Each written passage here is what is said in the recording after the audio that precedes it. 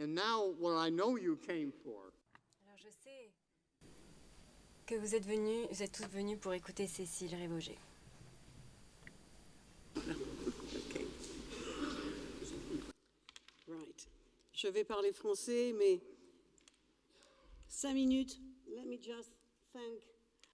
Mais pendant 5 minutes, j'aimerais remercier notre cher Paul Rich, professeur Paul Rich, qui est vraiment le cerveau de cette conférence, ainsi que professeur Guillermo de los Reyes et Dan Gutiérrez, qui ont tant travaillé d'arrache-pied pour préparer cette conférence.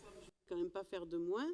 Donc notre grand maître Georges Sérignac qui a accepté d'ouvrir ce colloque, ainsi que notre très sage et parfait grand vénérable Philippe Guglielmi, avec toute sa chambre d'administration, Pierre Mollier, vraiment, et toute l'équipe du musée de la franc-maçonnerie, Thierry Cusin en particulier. Je ne peux pas tous les citer, mais beaucoup ont donné aussi, ont aidé ce matin. Je pense aussi à Pascal Prévost. Et bon, bien sûr, je ne cite pas tout le monde, désolée.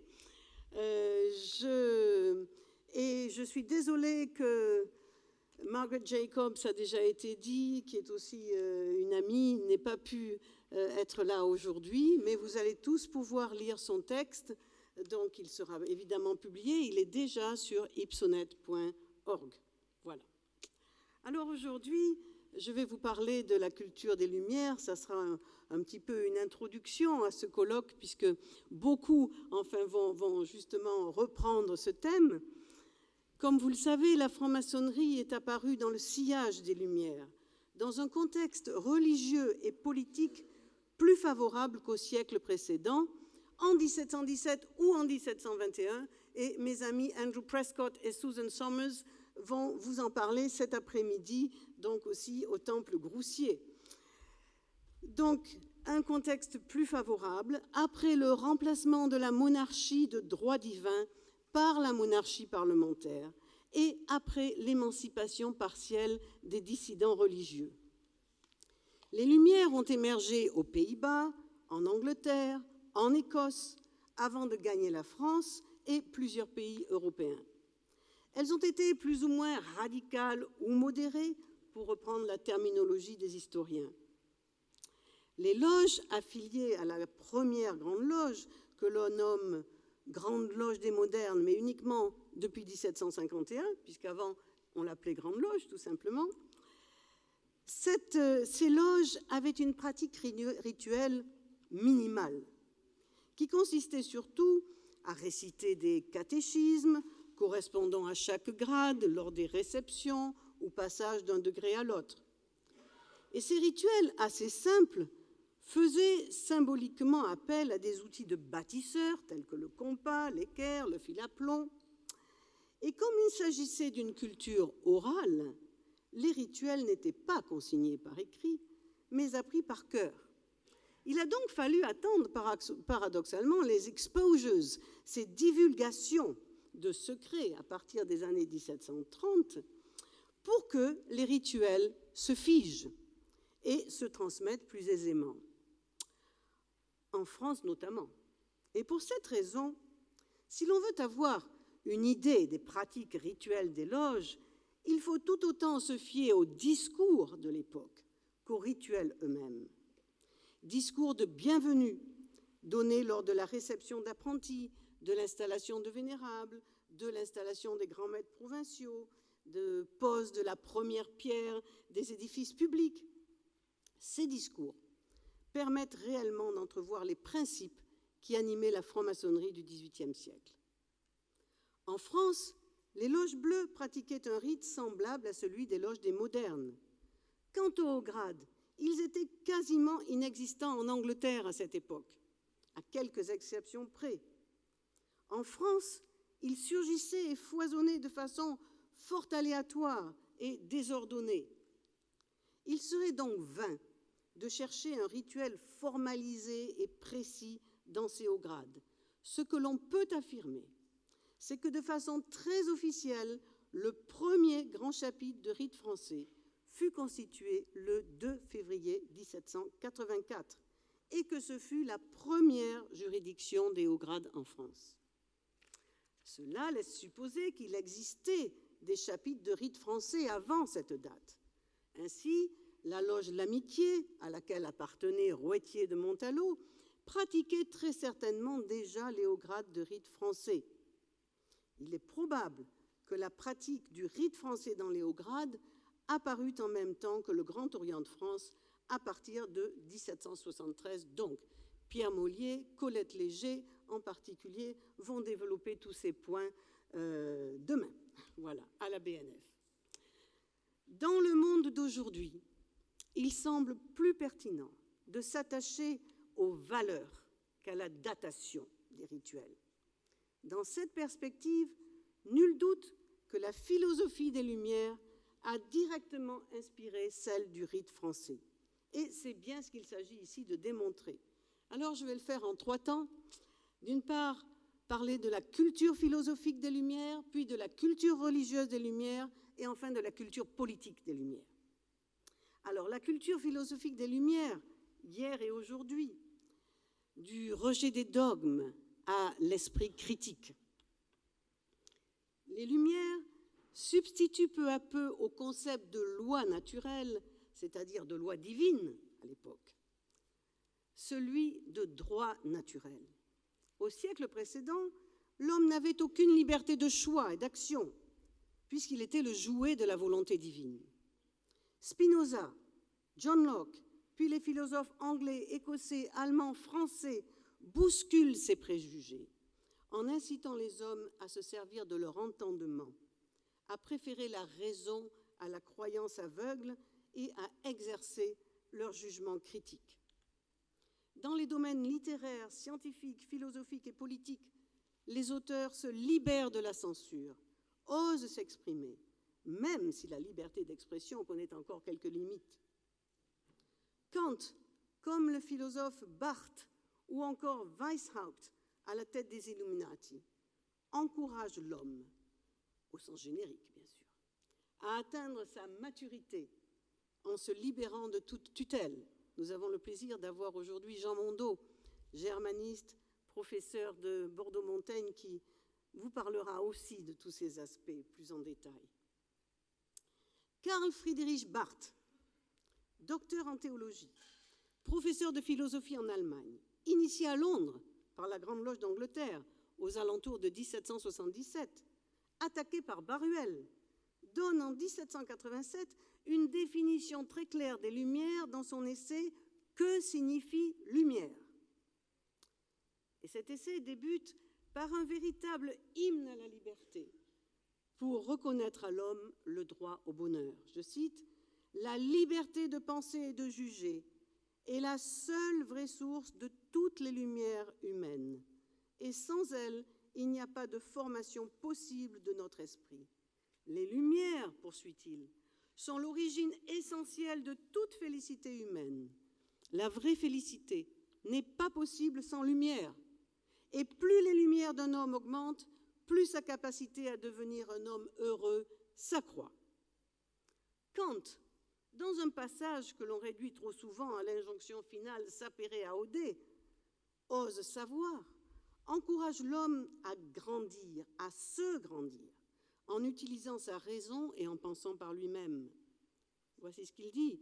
« Les Lumières, c'est pour l'homme sortir d'une minorité qui n'est imputable qu'à lui. La minorité, c'est l'incapacité de se servir de son entendement sans la tutelle d'un autre.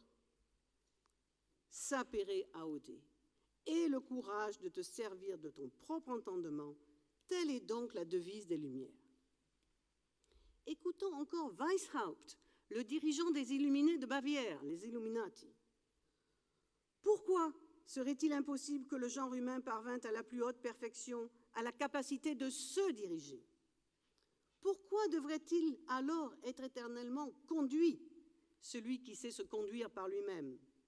Serait-il donc impossible au genre humain, ou du moins à sa plus grande partie, de devenir majeur un jour? Les hommes sont donc encouragés à raisonner.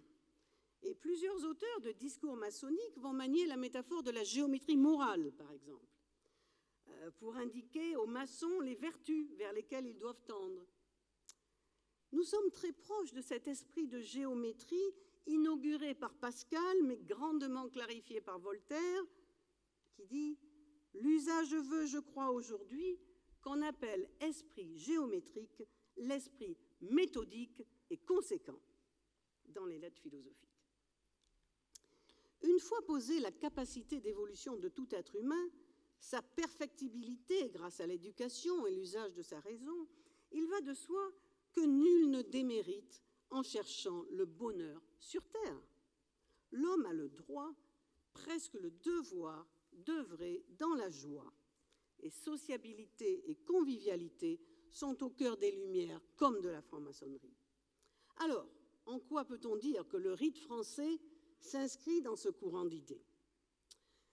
Lorsque Rouetier de Montalot et la Chambre des grades remettent en ordre les grades du rite français, c'est dans un souci de simplification et de clarification, car ils estimaient que la richesse d'un rite n'émanait pas d'une accumulation de détails, pour ne pas parler d'un fatras de symboles, mais de la transparence de son message.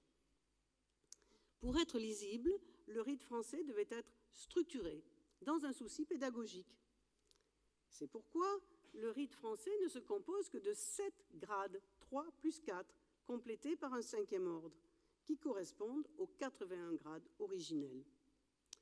Dans la cérémonie d'initiation, le rite français privilégie la symbolique des âges de la vie. Chaque homme, chaque femme est incité à grandir et à atteindre, grâce à son travail, son âge de raison, à devenir majeur, tout comme Kant et les Illuminati incitaient les hommes à sortir de leur minorité et à se prendre en charge. Les frères et les sœurs sont invités à exercer leur sens critique, à effectuer un travail de recherche personnel, sans tutelle ni parrainage, en un mot, à s'émanciper grâce à leur propre jugement. Chacun, chacune doit se lever pour prendre la parole. Pour autant, l'homme ne peut vivre seul, car c'est un animal social, comme le démontraient les philosophes des Lumières.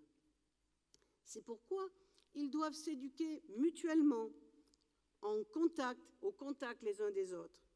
Et l'art de la conversation, qui, du temps des Lumières, vous savez, signifiait échange entre les individus, et trouver son expression dans la sociabilité et la convivialité, cet art est valorisé en franc-maçonnerie, on le sait bien, on est bavard.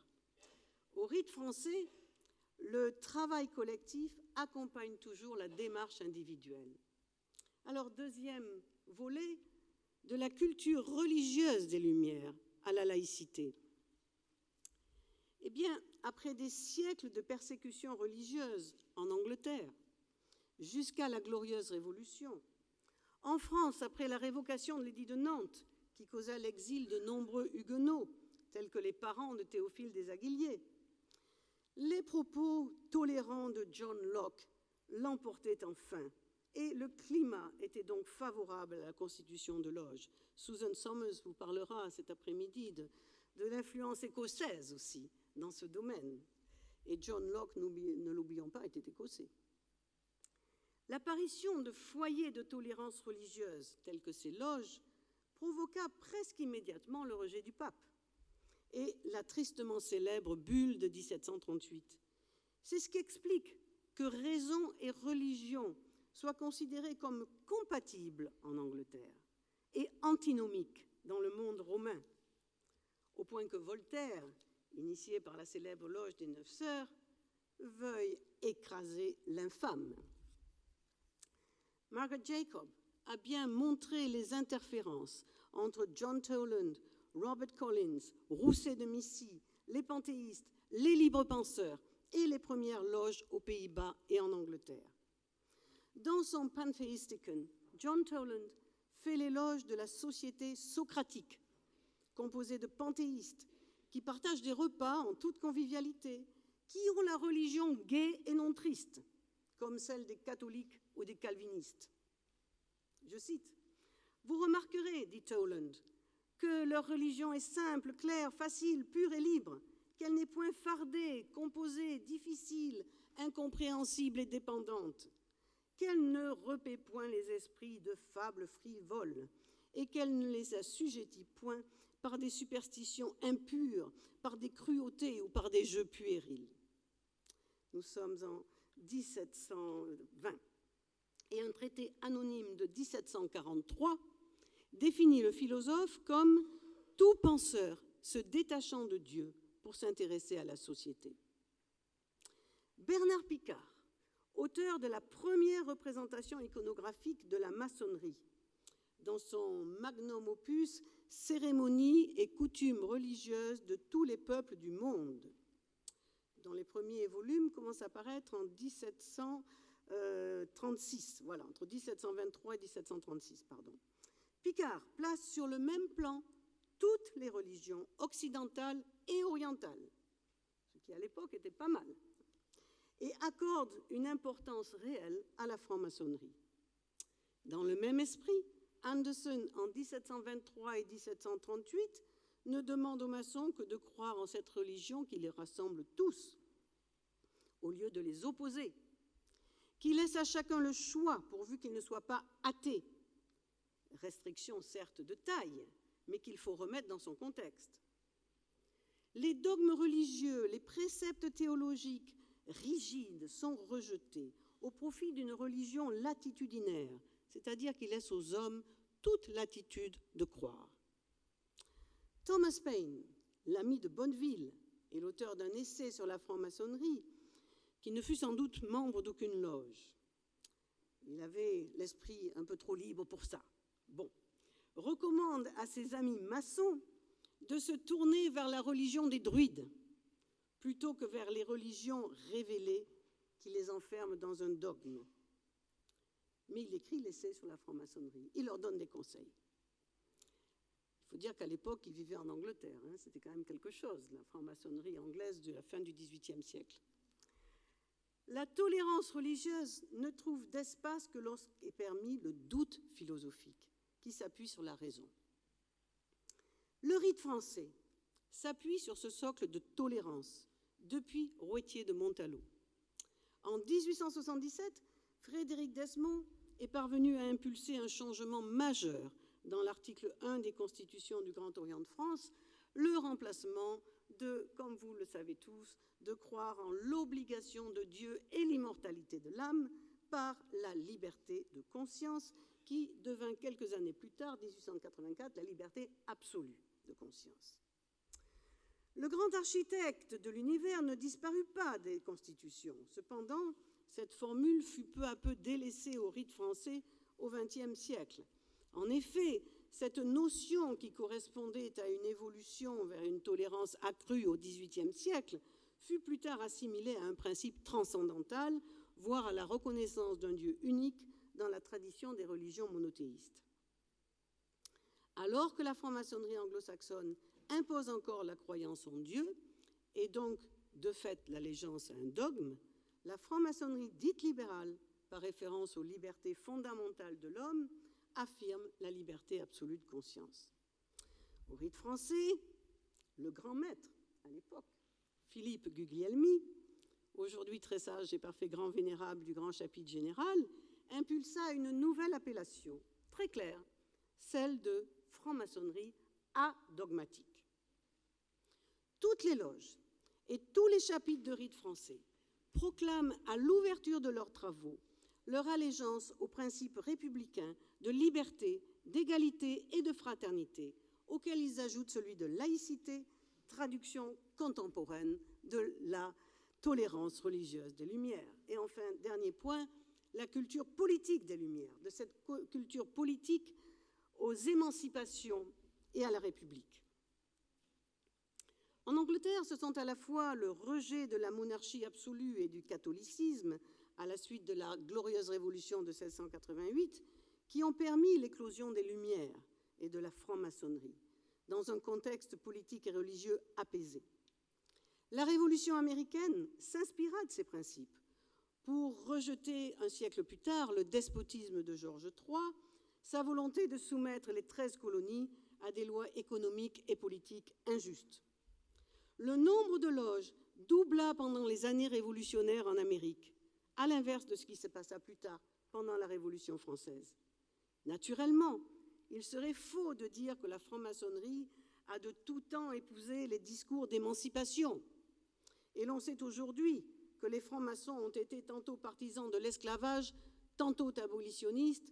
C'est bien ce que tous les intervenants du temple Lafayette, juste à côté, sont en train d'étudier.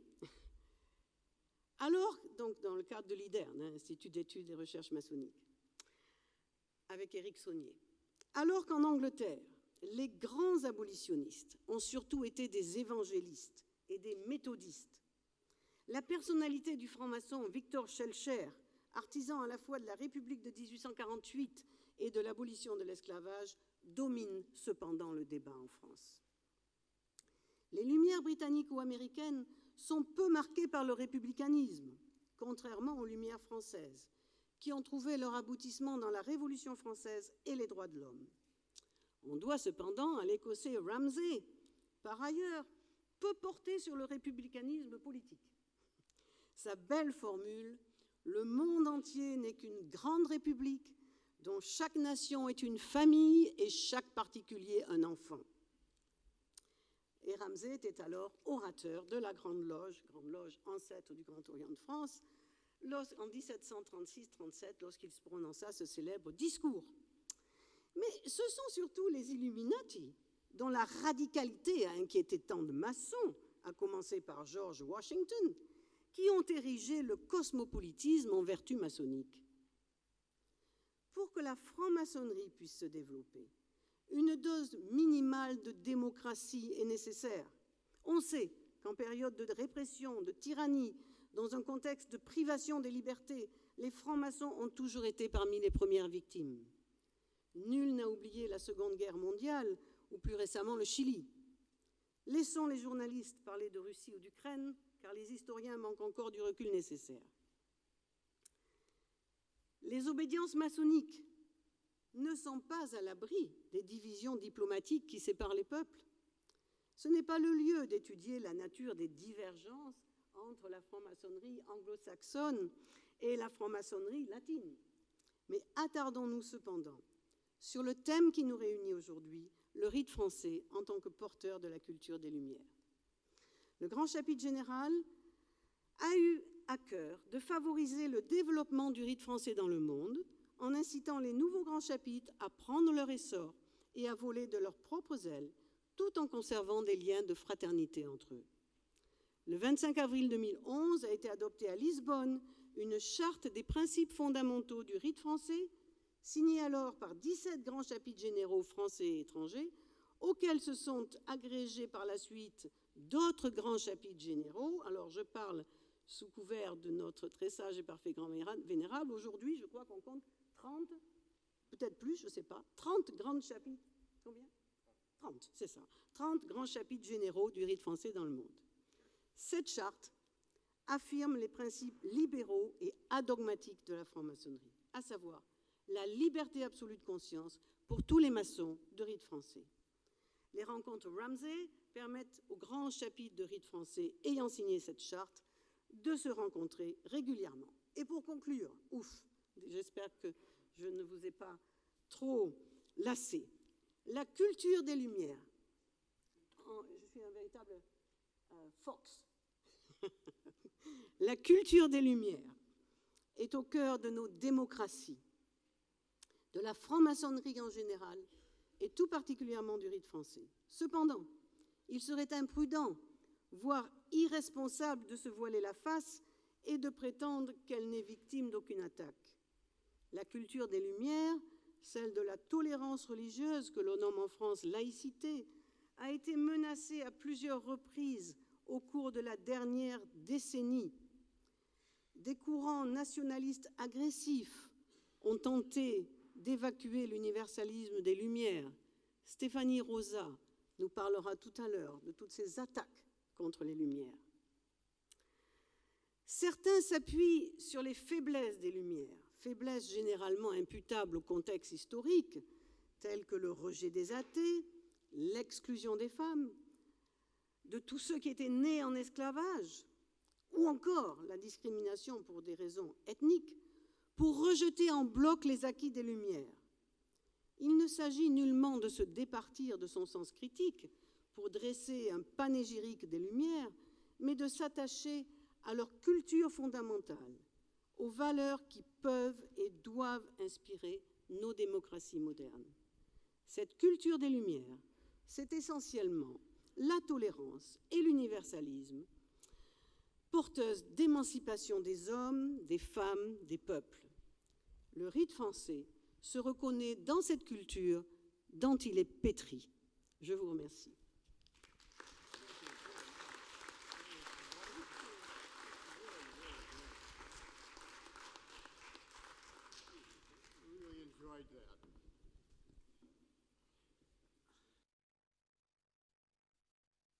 Très bien. Alors, c'est une femme qui a toujours son mot à dire et des opinions très fortes. Je souhaite mentionner maintenant qu'aux États-Unis, on a différents ordres féminins avec différents temples qui n'ont rien à voir avec... On a donc un temple blanc qui n'a rien à voir avec le fait d'être blanc ou blanche. Et nous avons également d'autres ordres féminins pour les femmes. Et bien entendu, ces membres ont des opinions assez fortes. Il faut savoir que le Eastern Star est d'opinion que cet ordre a été établi par les familles royales scandinaves. Et si l'on croit cette proclamation, moi j'aimerais bien vous vendre des actions pour la Tour Eiffel. Moi, je crois que la plupart des ordres Eastern Star ont abandonné cette histoire, mais certains essayent de réclamer cet héritage royal lié à la famille royale scandinave. Je ne vais pas lancer cet argument, je ne vais pas ouvrir cette boîte de Pandore. Toutefois, aujourd'hui avec nous, nous avons Arturo et Joe, qui ont tous les deux écrit des journaux très intéressants. Mais j'ai souhaité, donc, je me suis dit que si on va céder la parole à Christina, je vais également demander à deux intervenants différents d'équilibrer un peu les points évoqués. On va faire une petite pause à 11h10 et non 11h20. Et j'espère qu'il y aura une petite collation à 11h10. Si jamais vous avez soif, vous avez faim, vous avez besoin d'eau, de soda. Et par la suite, il y aura 3 salles aujourd'hui. Parce que l'on a tellement de publications à présenter. Il y a 2 autres salles. Nous allons faire une pause donc à 11h10. Après un petit dialogue sur la franc-maçonnerie et les Lumières, vous êtes libre à rester, partir, changer de salle. Il y aura 3 salles différentes avec des collations à manger, à boire pendant toute la journée avec le cocktail ce soir. Demain, nous allons à la Bibliothèque nationale de France et nous allons passer une autre très belle journée là-bas avec un cocktail à la fin. Sans plus attendre, ils ont des micros, ils peuvent utiliser leur microphone.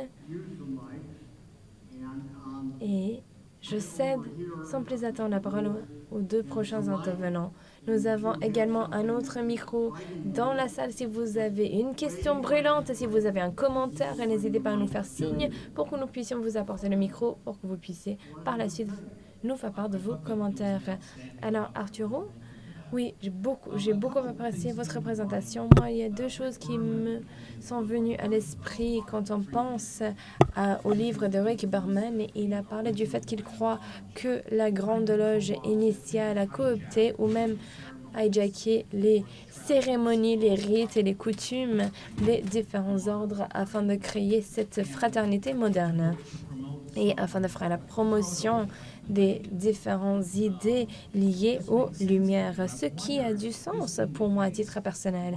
Et si c'est bien le cas, pourquoi vous pensez que l'on continue à faire la promotion de cette idée qu'aucune femme ne peut devenir franc-maçon si il faisait la promotion des idées liées aux Lumières? Et si on pense à la relation entre Dieu et la religion, il faut que les francs-maçons fassent partie de l'Église, alors pourquoi exclure ceux et celles qui n'étaient pas chrétiens?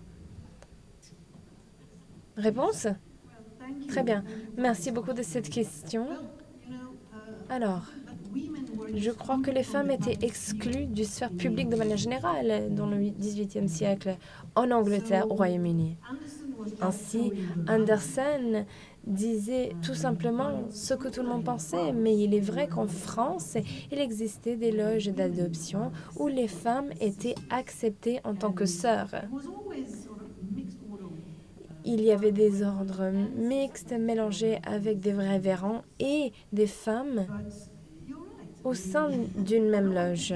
Mais vous avez raison, je ne souhaite pas être chauviniste en disant que la France était beaucoup plus illuminée, était beaucoup plus favorable aux Lumières que nos frères anglais à l'époque.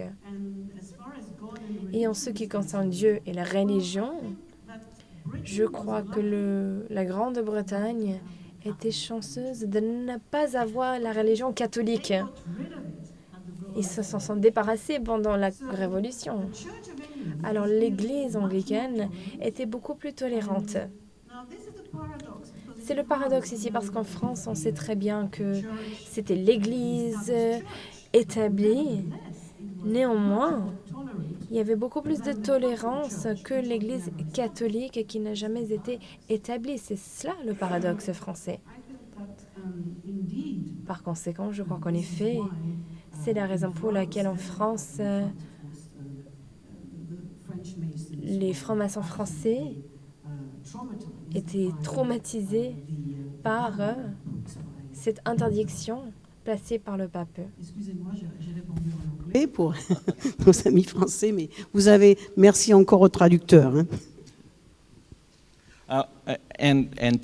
Oui, et est-ce que vous avez une idée des avis du docteur Dessier s'agissant des femmes au sein de la franc-maçonnerie?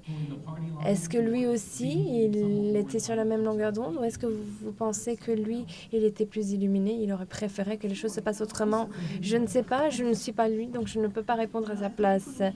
Mais je me dis qu'à l'époque, il n'en avait rien à sticker, parce que c'était vraiment ça, la présence des femmes, ce n'était pas vraiment une question qui était à l'ordre du jour.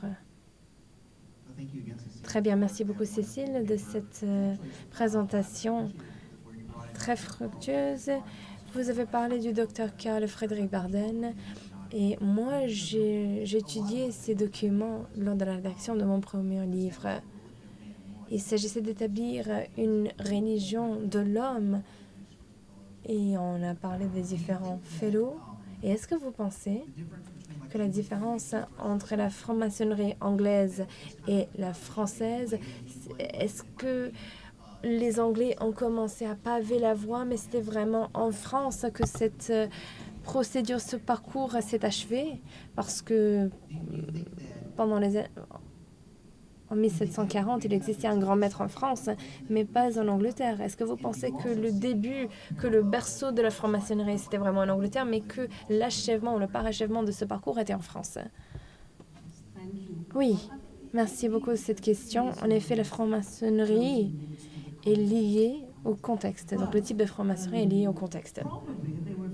Mais j'imagine qu'il existait quelques différences entre les francs-maçons anglais et français pendant la première moitié du XVIIIe siècle.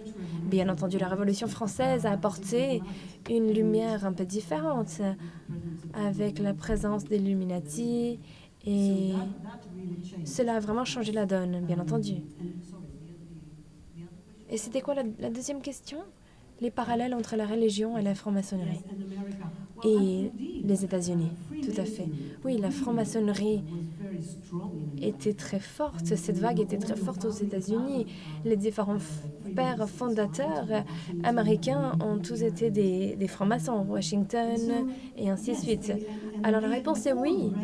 Je crois que John Locke, qui n'était pas franc-maçon d'ailleurs, mais influé par les Lumières, George Washington lui-même était ami de Lafayette, comme on le sait, mais George Washington avait un peu de réticence s'agissant de les Illuminati, parce que c'était trop révolutionnaire.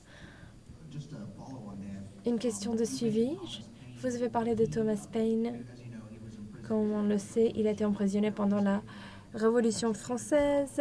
Il a échappé et quand il est rentré aux États-Unis, il est devenu ami avec Ohio Palma, qui était à la tête des Illuminati aux États-Unis. Mais il s'agissait plutôt d'une religion républicaine et ils ont été inspirés, ils ont pris pour inspiration les Français. Est-ce que vous constatez cette transmission pendant la Révolution entre les Français et les Américains? Ce que vous me dites, c'est très intéressant s'agissant de cette amitié de Thomas Paine. Thomas Paine, à titre d'exemple, était également ami de Nicolas de Bonneville. Nicolas de Bonneville avait écrit un essai intitulé « Les Jésuites pourchassés » de la... Donc il a écrit ce livre parce qu'il avait peur de cette influence des jésuites. En effet, je crois qu'il y a eu cette relation étroite entre les francs-maçons et les membres de l'Illuminati. Mais Thomas Paine n'a jamais vraiment cité les francs-maçons, même s'il cite très souvent les travaux de Bonneville. Et oui, et Palmer était également franc-maçon, et nous savons que les deux travaillaient en étroite collaboration. Donc même si Thomas Paine était entouré de francs-maçons, il n'en était pas. Oui, j'en ai parlé avec Charles Bossier qui me disait « Non, non, vous avez tort, il était franc-maçon ». Je me suis dit « Oui, d'accord, mais montrez-moi les preuves ». Et on n'a pas trouvé des preuves comme quoi Thomas Paine était franc-maçon. Mais j'aurais souhaité que Charles Bossier ait raison. Mais non, on n'a pas pu prouver que Thomas Paine faisait partie des francs-maçons. Propos en micro. Je vais poser une question.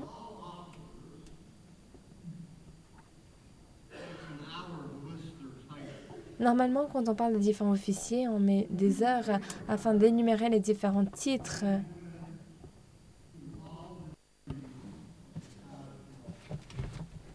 Est-ce que vous pouvez parler des femmes?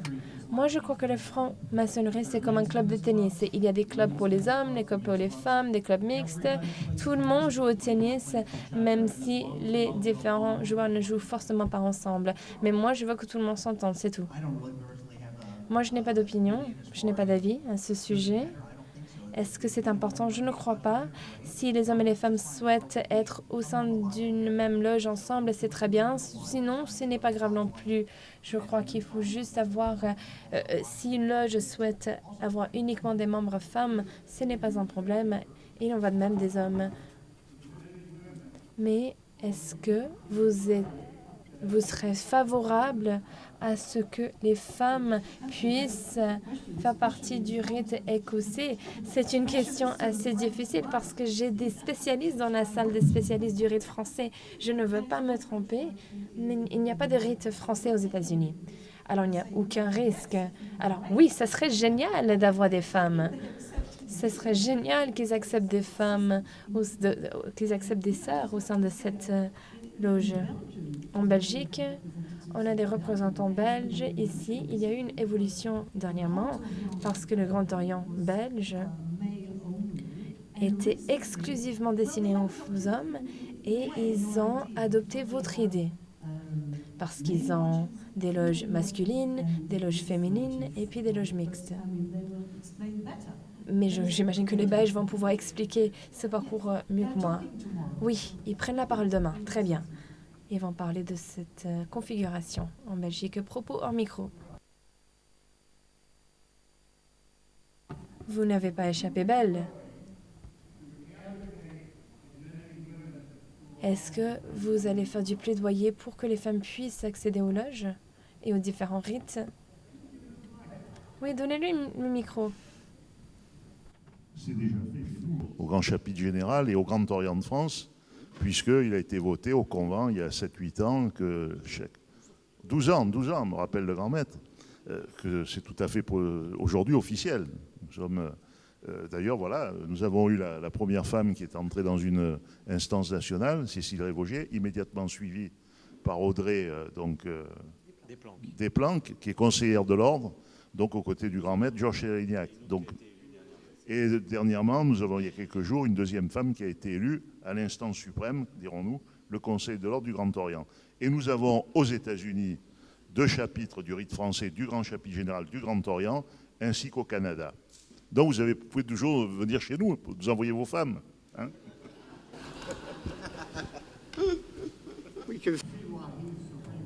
Je vois pourquoi lui, il est à la tête de cet ordre. Moi, j'ai une opinion.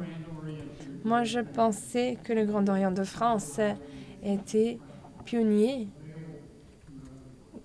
grâce à cette accessibilité. Je comprends qu'on peut faire partie d'une loge masculine, loge féminine, loge mixte ici en France. J'espère avoir bien compris. Et je crois que nous devons donner le choix à nos membres potentiels. Nous pouvons coexister au sein d'une grande juridiction avec le choix disponible. Quand j'étais étudiant à Harvard, si vous avez une femme dans votre chambre, vous étiez expulsé de l'université. Vous étiez renvoyé. Aujourd'hui, les hommes et les femmes étudient ensemble à Harvard. Ils partagent même des dortoirs. Et quand j'étais étudiant, si on avait de la bière dans la chambre, on était renvoyé. Les choses ont changé. Et ce que je trouve très rafraîchissant s'agissant du Grand Orient de France, c'est cette acceptation, le fait que nous sommes en 2022. Nous ne sommes plus en 1822, 1922, mais 2022. J'ai fait du plaidoyer. Je suis favorable à l'idée d'ouvrir nos portes aux autres parce que nous parlons de la philosophie de la vie. Et à titre personnel, je trouve ça étrange de fermer cette porte aux femmes, de dire qu'une partie de notre population ne peut pas participer à ce débat à cause de l'argent, à cause de leurs origines. C'est inacceptable. Il faut régulariser la situation parce que c'est ridicule, historiquement et à l'heure actuelle. Et moi, j'espère que lors du prochain colloque, il y aura plusieurs papiers, plusieurs essais sur la régularité. Et j'anticipe même cette discussion future parce que cela a été provoqué par la discrimination raciale en partie. Aucune question là-dessus. Je vois les différents travaux, je vois les différents documents qui sont publiés. Il est inacceptable à l'heure actuelle d'avoir cette discrimination. Et si on souhaite régulariser la situation, il faut mobiliser les différentes loges. Je ne vais pas rentrer dans les débats. Mais j'espère que le traiteur est arrivé. Nous allons voir davantage de nourriture jusqu'à l'heure du déjeuner, j'espère. Et ensuite, on aura de quoi manger, à boire pendant toute la journée. Et ce soir, vous allez quitter le musée avec le ventre rempli, avec le cerveau rempli et avec quelques surprises. Encore une fois, je vous remercie de votre participation et de vos contributions.